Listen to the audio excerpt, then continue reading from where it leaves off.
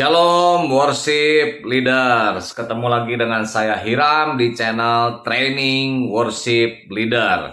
Ya, leader-leader kalau baca judul dari program saya yang baru ini atau video saya yang baru ini adalah Pastor Graham versus Firman Tuhan.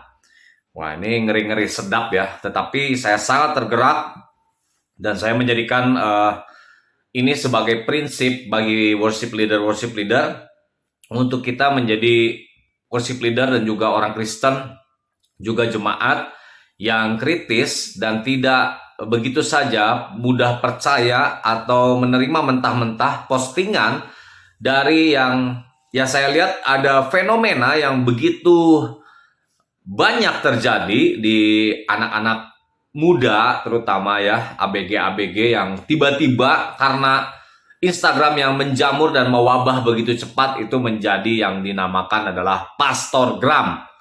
Ya, saya tidak tahu latar belakangnya apa anak-anak muda tersebut. Ya, pokoknya mungkin asal ganteng, asal cantik, bisa memainkan kata, memutar-mutar kata, dan mereka kemudian mengklaim diri mereka adalah Pastor Graham, memiliki follower yang banyak, dan mulai posting-posting begitu banyak quotes, postingan yang merupakan prinsip-prinsip yang mereka pikir itu adalah yang terbaik gitu ya, yang sesuai dengan firman Tuhan. Dan juga mungkin ada orang yang awalnya sudah terkenal, banyak followernya, kemudian mereka menjadi yang dinamakan Pastor Graham. Nah, dan juga ada juga yang belum terkenal gitu. Ada yang sudah dari terkenal, ada yang belum terkenal, tiba-tiba mereka bikin quotes yang sangat banyak, postingan, dan followernya kemudian menjadi banyak. Dan ironisnya yang saya sangat sayangkan adalah, dan saya lihat, saya baca, menurut saya banyak postingan-postingan quotes-quotes itu, prinsip-prinsip itu, yang sebenarnya itu adalah bukan prinsip firman Tuhan. Bahkan ada yang bertolak belakang dari prinsip firman Tuhan. Nah, sangat berbahaya jika postingan-postingan itu dipercaya oleh orang-orang Kristen, oleh jemaat, apalagi oleh worship leader, kemudian diimani dan dijadikan doktrin, dijadikan ajaran, bahkan prinsip dalam kehidupannya. Oleh karena itu, saya ingin membagikan latar belakangnya dulu di video ini, dan di video yang akan datang, video-video selanjutnya saya akan mengutip quotes-quotes dari Pastor Graham tersebut ya, untuk kita bahas bersama-sama, kita bandingkan dengan firman Tuhan. Dan saya membuat ini bukan untuk menjatuhkan, saya tidak akan menyebut nama orang, tapi dengan motivasi saya adalah kasih ya, mengasihi. Terutama jangan sampai kita menjadi jemaat, menjadi orang Kristen, apalagi menjadi pelayan Tuhan sebagai worship leader yang mudah percaya, tidak kritis terhadap postingan-postingan di Instagram, terutama ya lebih ke anak-anak muda atau milenial. Demikian kita akan lanjutkan ya. Nah, saya katakan ini berbahaya ya, karena sempat mandek tadi, maaf. Karena prinsip firman Tuhan itu, prinsip Alkitab itu sangat penting kita pegang dalam kehidupan kita, dan itu benar-benar harus sesuai. Ya, saya sudah bagikan di video selanjutnya sebelumnya mengenai pacaran beda agama, dan akan terjadi banyak hal buruk dalam kehidupan kita kalau kita hidup bertentangan dengan prinsip firman Tuhan. Kalau kita menentang atau kita melanggar apa yang Tuhan tetapkan, kita melanggar prinsip firman Tuhan, itu akan menimbulkan banyak hal yang saya katakan buruk ya. Salah satunya kalau kita melanggar firman Tuhan untuk kita tidak berpacaran dengan dengan orang yang berbeda agama. Nah, sekarang kita mau lihat firman Tuhan. Saya akan bawa firman Tuhan ke sini, dan saya selalu belajar untuk mengajarkan, men-sharingkan firman Tuhan yang sederhana, sehingga kita tidak perlu istilahnya putar otak gitu ya. Kita tidak terlalu pusing untuk mencernanya. Nanti saya akan jelaskan lebih lanjut lagi. Nah, dari kitab suci, ada prinsip mengenai pengajaran atau perkataan, ya, ini sama juga dengan postingan, statement, quotes, atau khotbah di dalam 1 Korintus 2 ayat 4 sampai 5. Ya, boleh dicek juga di Alkitab leader-leader semua, saya akan bacakan. 1 Korintus 2 ayat 4 sampai 5. Baik perkataanku maupun pemberitaanku, perhatikan ya, perkataanku maupun pemberitaanku tidak kusampaikan dengan kata-kata hikmat yang meyakinkan. Tentu saja hikmat yang disebutkan di sini adalah hikmat manusia, tetapi dengan keyakinan akan kekuatan roh, the power of the Holy Spirit, the wisdom of the Holy Spirit, the anointing, ya, hikmat Roh Kudus, pengurapan Roh Kudus, bukan kekuatan dan keyakinan atau hikmat manusia, supaya imanmu jangan tergantung atau bergantung kepada hikmat manusia, tetapi pada kekuatan Allah. Berapa banyak kita baca quotes-quotes di Instagram itu kebanyakan saya katakan adalah hikmat manusia. Ya, dan ini bertolak belakang dengan apa yang Paulus sampaikan di dalam kebenaran firman Tuhan. Dan saya sangat percaya pengkhotbah terbaik, the best preacher adalah Yesus Kristus sendiri. Baru kemudian Paulus adalah pengkhotbah yang luar biasa, yang terbaik setelah Tuhan Yesus di Perjanjian Baru. Dan dia menulis 14 kitab Perjanjian Baru yang seluruhnya didasarkan oleh kekuatan, hikmat, wisdom, pengurapan Roh Kudus. Bahkan ada di dalam 1 Timotius atau 2 Timotius dikatakan semua perkataan Paulus itu didasarkan oleh kekuatan Roh Kudus. Itu yang harus kita percayai gitu loh. Ya, bukan kata-kata hikmat yang diputar-putar, dipelintir. Kadang juga kita bingung gitu. Karena ketika kita membaca quotes pastorgram ini, pertama kita harus putar otak dulu. Nah, itu tidak seharusnya terjadi. Bagaimana kalau kita membaca quotes tersebut dan kita sudah tidak mengerti secara pikiran kita? Akhirnya kita menolak quotes tersebut, kita tidak paham dan akhirnya menjadi bingung. Nah, itu sangat amat berbahaya. Dan saya katakan ini dengan lantang, ya. Intinya kita harus membaca postingan-postingan itu sesuai dengan hikmat Tuhan, bukan hikmat manusia, bukan kecerdasan, bukan intelijensi manusia.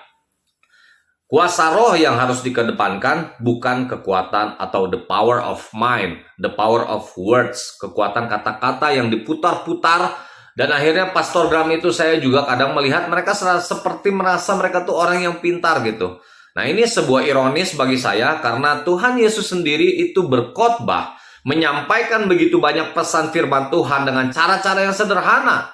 Roti, ikan, perumpamaan yang Tuhan sampaikan itu, lalang, gandum, benih, itu semua sederhana dan kita tidak perlu berpikir terlebih dahulu gitu untuk bisa mengerti dan kemudian memahami. Ya, itu langkah-langkahnya, mengerti, memahami, dan kemudian akhirnya menerima, mengadopsi, mempercayai, mengimani pengajaran tersebut. Ya. Dan bahkan juga banyak statement-statement di dalam postingan pastorgram ini mencampur aduk prinsip-prinsip dunia, prinsip-prinsip hikmat manusia dengan prinsip Alkitab. Ya, hikmat manusia dicampur aduk dengan hikmat roh yang akan membuat orang sulit untuk mencernanya. Kalau orang pikirannya tidak sampai ke situ, misalnya ada pastorgram yang berbicara tentang investasi, tidak semua orang mengerti tentang investasi. Dan di mana di Alkitab diajarkan tentang investasi? Ya, ini yang saya akan bahas di postingan-postingan saya selanjutnya. Dan saya katakan, jikalau nilai-nilai dunia, prinsip-prinsip dunia, hikmat manusia dicampur aduk dengan prinsip Alkitab dan firman Tuhan, ini bisa menjadikan postingan itu cenderung sesat. Cenderung sesat. Ya, saya katakan tegas seperti itu, dan saya adalah satu orang yang merasa prihatin dengan begitu banyak orang yang menamakan dirinya pastorgram. Itulah sebabnya saya buat program ini, pastorgram versus firman Tuhan. Karena banyak postingan-postingan mereka yang saya katakan bertolak belakang dengan firman Tuhan. Dan itu sangat berbahaya. Sekali lagi, jika seseorang mengadopsi postingan itu, mengimani, menjalankan, dan ternyata buahnya itu tidak mendatangkan kebaikan, ya, tidak mendatangkan kebaikan, dia akan bertanya-tanya, kenapa kok saya sudah melakukan, ya, rencana ceritanya dia pengen jadi pelaku firman, dia sudah menjalankan apa yang di postingan tersebut dia sudah jalankan, tapi kok buahnya tidak baik. Kemudian yang disalahkan siapa? Firman Tuhan, Alkitab yang disalahkan. Sedangkan pastorgram tersebut, mereka tidak disalahkan. Mereka berlindung dengan nyaman di belakang layar. Dengan popularitas mereka mungkin. Dengan follower mereka yang banyak. Dan sangat disayangkan juga ada pastorgram yang akhirnya melakukan endorse di page-nya tersebut. Nah, apa motivasinya ini? Saya mau ingatkan ya, buat pastorgram, ya, tanda kutip ya, terutama yang karbitan ini ya, yang nggak jelas gitu, tiba-tiba merasa banyak tahu, dia merasa pintar dan bisa mencampur adukan hikmat manusia dan hikmat Tuhan.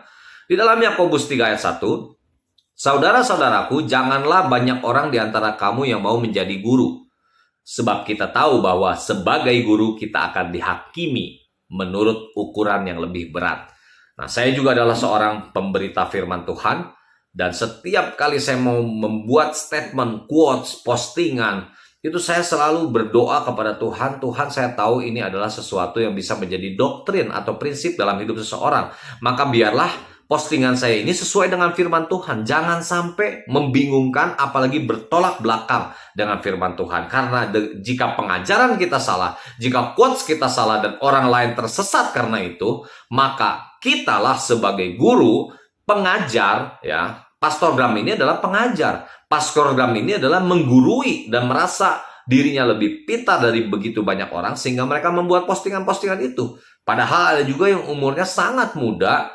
Ya, saya tidak tahu mungkin pengalaman hidupnya apakah sudah cukup, apakah ilmunya sudah cukup, apakah hikmat Roh Kudusnya sudah cukup untuk menjadi pengajar. Ingat, ada penghakiman yang lebih berat bagi para pengajar atau guru.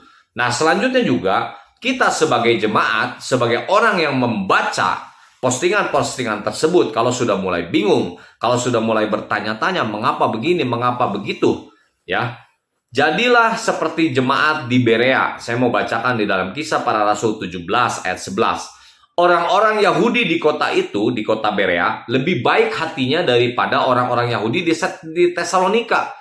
Nah, di Tesalonika saja itu orang-orangnya sudah terkenal baik.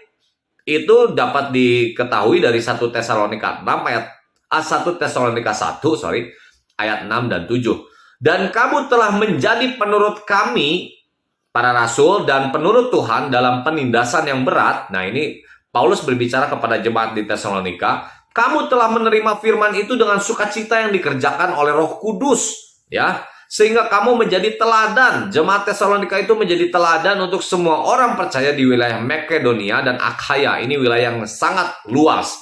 Dan orang Tesalonika itu adalah orang yang terkenal baik dan menjadi teladan, menjadi penurut firman, menerima firman dengan sukacita. Karena firman itu diberitakan oleh Paulus dengan kuasa Roh Kudus. Nah, kemudian di sini dikatakan orang-orang Yahudi di kota Berea itu lebih baik daripada orang Yahudi di Tesalonika. Kenapa? Ini sebabnya, ini penjelasannya. Karena mereka menerima firman itu dengan segala kerelaan hati. Dan setiap hari mereka menyelidiki kitab suci untuk mengetahui apakah semua itu benar demikian. Nah, inilah kita harusnya menjadi jemaat seperti, menjadi orang Kristen seperti jemaat di Berea. Kita tidak mudah begitu saja percaya postingan-postingan pastorgram ini. Kita tidak begitu saja mudah percaya. Kita selidiki firman Tuhan, kita baca, kita bandingkan dengan kitab suci. Orang akan sangat mudah tersesat jika dia mendengar firman Tuhan tetapi tidak mau menjadi pembaca firman Tuhan. Ya, hanya mendengar, tidak mau membaca. Akhirnya mereka tidak menjadi jemaat yang kritis. Apapun yang dikatakan pastorgram, postingan apapun, apalagi dia sudah follow, begitu posting, saya percaya. Saya tidak perlu lagi menyelidiki kitab suci. Itu adalah sikap jemaat sebagai orang Kristen yang salah. Bahkan di sini yang berkhotbah itu adalah Paulus. Ya, Paulus berkhotbah di Berea Jemaat Berea tidak langsung percaya, tapi mereka kembali kepada patokan iman mereka adalah firman Tuhan. Itulah yang seharusnya kita sebagai jemaat, sebagai orang Kristen, menjadi jemaat yang kritis dan membandingkan dengan kitab suci untuk menyelidiki dan mengetahui apakah benar demikian. Mana dasar firmannya? Dan saya sering melihat quotes-quotes itu tidak ada dasar firmannya. Itu hanya statement postingan yang diposting begitu. Tidak ada dasar ayatnya itu dari mana gitu, nggak ada. Ya. Nah, mengapa saya membuat program ini? Saya sudah melihat begitu banyak anak-anak muda yang tidak kritis dan akhirnya memegang kuat menjalankan prinsip yang dasarnya adalah dari hikmat pengalaman manusia yang sangat terbatas, bukan dari firman Tuhan. Bahkan saking kuatnya dia memegang prinsip dari quotes-quotes atau postingan-postingan tersebut, dia bisa mendebat orang yang lebih ngerti gitu, orang yang lebih basicnya tuh Bible, Alkitab, dia bisa debat gitu. Ya, nah ini sangat berbahagia, sangat berbahagia, sangat berbahaya ya. Baik kalau kita memegang teguh prinsip itu, kalau itu sesuai dengan firman Tuhan. Nah, oleh karena itu, mari kita menjadi jemaat yang kritis dan bertumbuh dengan prinsip firman Tuhan yang sejati. Nantikan video-video saya selanjutnya, terutama ini untuk memperlengkapi worship leader akan sangat disayangkan kalau pelayan Tuhan atau worship leader memegang prinsip hidup yang salah dan itu berasal dari postingan atau quotes pastorgram karbitan, pastorgram mendadak ya yang tidak sesuai dengan firman Tuhan. Kita akan bahas, saya akan ambil banyak quotes dari Instagram, sangat mudah sekarang untuk mendapatkan itu. Kita akan kupas bersama-sama supaya kita menjadi jemaat Tuhan yang bertumbuh sesuai dengan kebenaran firman Tuhan.